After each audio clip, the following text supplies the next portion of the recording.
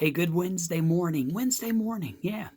Today I am going to try to share a devotion just about the importance of life and living each day, making each day count.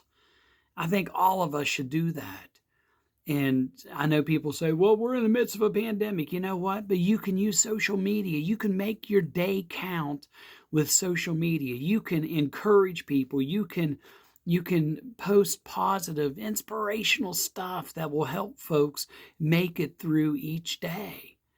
And the reason why I was thinking about this is because I have a funeral service coming up at the end of the week, and I remember as a kid, like the first 5 years of my life, I remember several times a year going to the cemetery. And it was usually one of my aunts would drive and I would go with mom. And I remember going to different cemeteries and the big deal for me as a kid was just carrying the flowers. Again, up to the first 5 years of my life, and I was able to carry those flowers and I didn't know what all that was about. I mean, that was something new to me, but it was a big deal just to carry the flowers. Didn't know anything, didn't know there was a body under. I didn't know because I was a kid. But all that changes when somebody you love, somebody you're close to dies. And at 6 years of age, I didn't understand it, but my dad died Palm Sunday, 1976. I didn't understand it. And the moment that he was gone, the funeral, I remember my cousin Ben. If my cousin Ben watches this, he was there, and he's like 4 years older than me, but I was 6 years old, and I was up at the casket, and I didn't understand because I was just a kid, and I whispered into my dad's ear, "It's okay, Sheriff. Nobody's looking. You can talk to me." Because I didn't understand death. As a 6 year old, you're not supposed to. And I remember when mom would stop each month to pay on the funeral bill, I would go in with her because I was excited to go in because I thought Sheriff, my dad, I thought he was there. And I would, when mom was in there with Mr. Bull and giving him the money and getting the receipts, I would try to sneak out into where the last place I saw my dad. And I would look behind the curtains because I thought dad was hiding there. And again, at 6 years old, you don't understand that. But when you start going to the cemetery, you now have a name. You know that person that's under the ground. And I remember going to the cemetery from 6 years of age and onward. And I remember looking at the dates. I never understood the dates because, again, I was a kid. But the older I got, I began to appreciate that not everybody lives a long life. And I was thinking about our lives. I mean, what do we do with what we have? I mean, I go over, we walk the cemetery here in Harrisville, and it's amazing. You see veterans, you see like symbols of the US Army or US Navy or US Marine. You see headstones commemorating a Civil War era veteran, and you're thinking about how long these people lived and what they did with the time that they had. In the Bible, God says to Jeremiah in chapter 1, verse 5, "Before I formed you in the womb, I knew you." In the book of Job, Job is talking about how our days are numbered. And when we think about the cemetery, it's a resting place. Even Jesus spoke about death not as an eternal thing.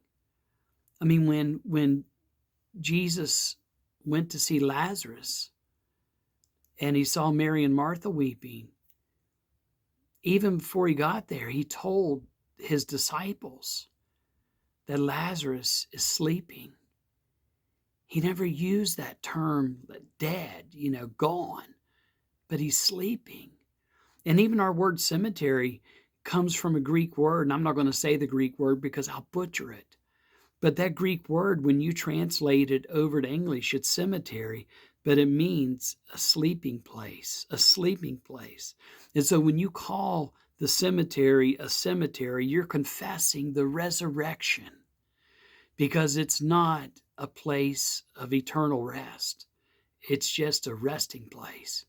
Because one of these days, Jesus is going to call us home. Yeah.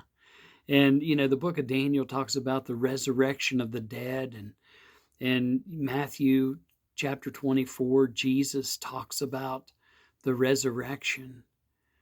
And I don't know how much time any of us have on this earth.